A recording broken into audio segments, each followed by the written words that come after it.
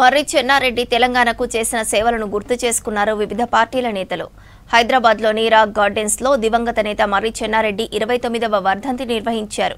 ఈ కార్యక్రమంలో హర్యానా మాజీ గవర్నర్ బండారు దత్తాత్రేయ, స్పీకర్ గడ్డం ప్రసాద్, మండలి చైర్మన్ గుత్తా సుఖేందర్ రెడ్డి, బీజేపీ రాష్ట్ర అధ్యక్షుడు రామచంద్రరావుతో పాటు మర్రి చెన్నారెడ్డి అభిమానులు పాల్గొని నివాళులర్పించారు.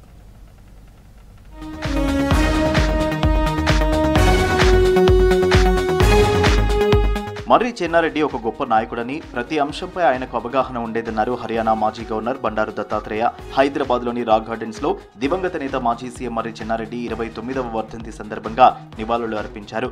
ధైర్యంగా నిర్ణయాలు తీసుకునేవారని గుర్తు చేశారు. ఆయన పరిపాలన అద్భుతంగా ఉండేదన్నారు.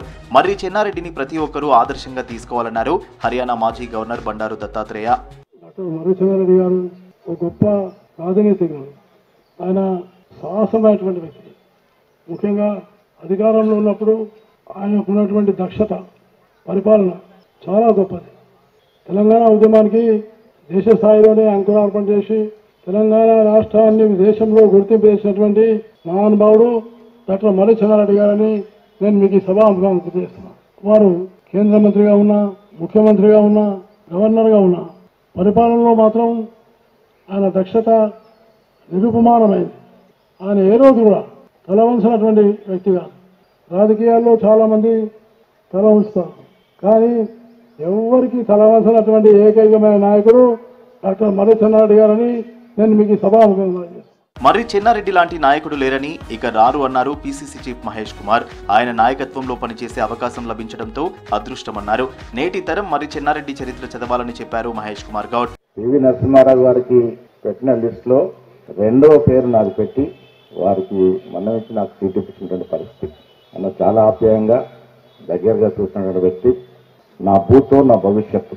మర్రి చెన్నారెడ్డి గారి నాయకుడు ఈ తెలంగాణ రాష్ట్రంలో ఇక ముందు రాడు, ఆయన కన్నా ముందు లేడు. అలాంటి గొప్ప రాజనీతిజ్ఞుడు తెలంగాణ ఆంధ్రప్రదేశ్కి పరిమితం కాదు, యావత్ దేశంలో గొప్ప రాజనీతికులు ఆయన ఒకరని చెప్పడానికి ఏమాత్రం సందేహం లేదు. అలాంటి మహానాయకుడి యొక్క నాయకత్వంలో నాకు అతి చిన్న వయసులో పనిచేసే అవకాశం, ఇవాళ వారు మన మధ్య లేకపోయినా వారి జ్ఞాపకాలు, వారు ముఖ్యమంత్రిగా, కేంద్ర మంత్రిగా, గవర్నర్ పదవి కూడా గన్నతిచ్చినటువంటి నాయకుడు మర్రి చెన్నారెడ్డి గారు. వారికి మనస్ఫూర్తిగా నివాళులు. చెన్నారెడ్డి ఆశీర్వాదంతో వివిధ పదవుల్లో పనిచేస్తానని తెలిపారు అసెంబ్లీ స్పీకర్ గడ్డం ప్రసాద్. ఆయన ప్రాతినిధ్యం వహించిన వికారాబాద్ అసెంబ్లీ నియోజకవర్గం నుంచి ప్రస్తుత శాసనసభ్యుడిగా ఉన్నానని తెలిపారు. చెన్నారెడ్డి ఏనాడు పదవుల కోసం చూడలేదని, పదవులే ఆయన వెంట వచ్చాయన్నారు గడ్డం ప్రసాద్. చెన్నారెడ్డి గారి లాంటి గొప్ప వ్యక్తి ప్రాతినిధ్యం వహించిన వికారాబాద్ అసెంబ్లీ స్థానం నుండి నేను 3 సార్లు శాసనసభ్యునిగా ఎన్నికవ్వడం నా అదృష్టంగా భావిస్తున్నాను. చెన్నారెడ్డి గారి లాంటి వ్యక్తులు అరుదుగా ఉంటారు.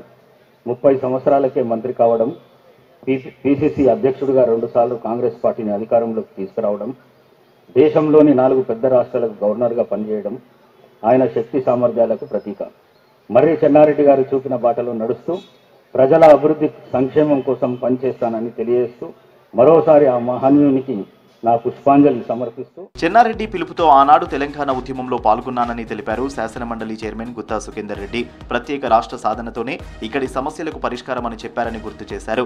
రాష్ట్రంలో ఆయన స్ఫూర్తి ఇంకా కొనసాగుతోందన్నారు గుత్తా సుఖేందర్ రెడ్డి. వారి పిలుపు మేరకు ప్రతి కార్యక్రమంలో పాల్గొనేటువంటి అవకాశం వచ్చింది. ఆ రోజు నేను 9th క్లాస్లో 2 రోజులు జైలు కూడా పోయించినటువంటి సందర్భం. చెన్నారెడ్డి గారి ఉపన్యాసం వింటుంటే రోమాలు దిక్కపొచ్చేటువంటిది. అదేవిధంగా వారి పరిపాలనా దక్షతకు వారు ఒక స్లోగన్ ఇచ్చినారు, నా మాటే జీవో అని. దాని యథాతథంగా పరిపాలన సాగించినటువంటి మహనీయుడు కూడా డాక్టర్ చెన్నారెడ్డి గారు అనేటువంటి విషయాన్ని నేను ఈ సందర్భంగా మనవి చేస్తాను.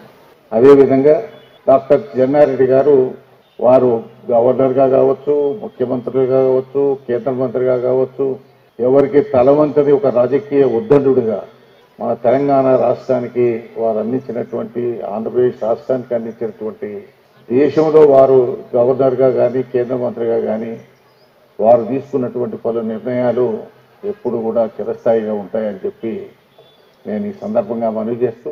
మర్రి చెన్నారెడ్డి ఆ రోజుల్లోనే గోదావరి జలాల గురించి ఆలోచన చేశారన్నారు బీజేపీ రాష్ట్ర అధ్యక్షుడు రామచంద్రరావు. కేబినెట్ మినిస్టర్, సీఎం, గవర్నర్గా ఎన్నో పదవుల్లో పనిచేశారన్నారు. ఆయన మంచి అడ్మినిస్ట్రేటర్ అన్నారు రామచంద్రరావు. ఒక విజనరీ లీడర్షిప్ ఉంటే భావి తరానికి ఒక మంచి డైరెక్షన్ దొరుకుతుంది, ఒక మంచి మార్గం ఉంటుంది డెవలప్మెంట్ దారిలో. కాబట్టి అటువంటి ఒక కొంతమంది వ్యక్తుల్లో మర్రి చెన్నారెడ్డి గారు, మరి వారు చేసినటువంటి ఒక ఏవైతే వారి అడ్మినిస్ట్రేటివ్ ఎక్స్పీరియన్స్ అయితే ఉన్నదో, గవర్నర్గా, మినిస్టర్గా, యూనియన్ మినిస్టర్గా, సీఎంగా, మరి అపారమైనటువంటి ఒక అనుభవం కూడా వారు సంపాదించారు. అది కూడా మన తెలుగువాడు ఇంత గొప్ప స్థానాల్లో ఉన్నారు కాబట్టి వారికి కూడా మనందరం కూడా వారి నుంచి నేర్చుకోవాల్సిన అవసరం కూడా ఉన్నది. తెలంగాణ మొత్తానికి చెన్నారెడ్డి స్ఫూర్తి అన్నారు శాసనమండలి డిప్యూటీ చైర్మన్ బండ ప్రకాష్. ఆయన స్ఫూర్తితోనే విద్యార్థి దశలోనే రాజకీయాల్లోకి వచ్చారని తెలిపారు. అనేక పదవులను సమర్థవంతంగా నిర్వర్తించారని గుర్తు చేశారు బండ ప్రకాష్. వారు ముఖ్యమంత్రిగా తిరిగి వచ్చిన సందర్భంగా చాలా మందికి ఆశ్చర్యం కలిగించే సంఘటన ఏంటంటే, వరంగల్లో విప్లవకారులకు సంబంధించిన అనేక ప్రజా సంఘాలు బహిరంగ సభ పెట్టినాయి వరంగల్లో. దానికి అన్ని అరేంజ్మెంట్స్ చెన్నారెడ్డి గారే చేయించినారు. వారిని బహిరంగంగా మాట్లాడుకునే అవకాశాన్ని కల్పించిన వ్యక్తి చెన్నారెడ్డి గారు. వారు స్పష్టంగా వాళ్ళ అభిప్రాయాలు చెప్పే విధంగా, ప్రజలకు వాళ్ళ భావాలు వివరించే విధంగా కూడా వారు కార్యక్రమాలు చేసినారు. వారిలో అంత ఇంటిగ్రిటీ ఉండేది. భిన్నమైన రాజకీయాలకు సంబంధించిన అనేక అంశాలను కూడా ఒకే కోణంలో చెప్పే వ్యక్తి.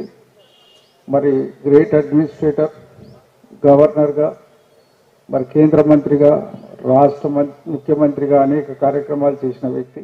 తెలంగాణ ఉద్యమంలో మర్రి చెన్నారెడ్డి కీలకంగా వ్యవహరించారని, ప్రజలకు ఆయన చేసిన సేవలను గుర్తు చేసుకున్నారు నేతలు.